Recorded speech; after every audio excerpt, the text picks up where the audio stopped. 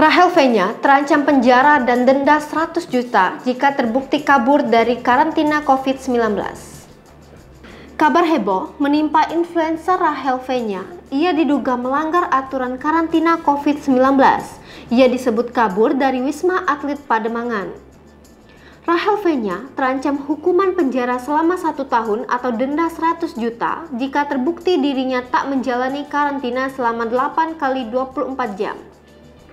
Sebelumnya beredar kabar bahwa ibu 2 anak itu hanya menjalani masa karantina selama 3 hari, setelah itu pergi dari Wisma Atlet tanpa pemberitahuan.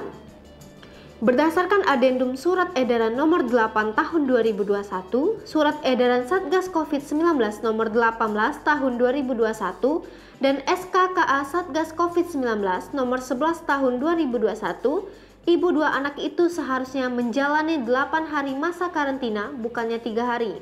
Dr. Siti Nadia Tarmizi, jubir vaksinasi COVID-19 Kemenkes, mendesak aparat dan pihak terkait untuk mengusut isu tersebut. Kementerian Kesehatan mendesak aparat keamanan untuk menindak tegas kalau memang ada oknum yang didapati melanggar aturan karantina ini, ujar Dr. Siti Nadia Tarmizi dikutip tribunnews.com dari Kompas TV Rabu 13 Oktober 2021. Rachel V-nya belum bersuara. Begini respon sang bunda. Sementara itu, hingga berita ini heboh, Rachel V-nya juga belum memberikan klarifikasi terkait kabar dirinya. Ibunda Rachel V-nya juga enggan memberikan komentar terkait isu tidak sedap perihal putrinya. Sekedar informasi, Rachel V-nya baru saja pulang dari New York sekira tanggal 21 September 2021.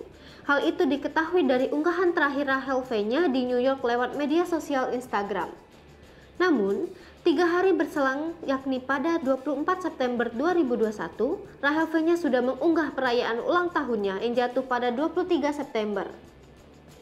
Hal itu membuat warganet semakin yakin jika benar Rachel V-nya tak menjalani masa karantina selama 8 hari sesuai dengan aturan. Namun hal itu belum dikonfirmasi ataupun diklarifikasi oleh Rachel V-nya yang hingga kini masih bungkam. Kementerian Kesehatan, Kemenkes, akan mengecek kebenaran dugaan kaburnya influencer Rachel V-nya dari karantina COVID-19 di Wisma Pademangan, Jakarta. Juru bicara COVID-19 dari Kementerian Kesehatan, Siti Nadia Tarmizi, mengatakan saat ini kasus tersebut sedang ditelusuri oleh Satuan Tugas Pademangan.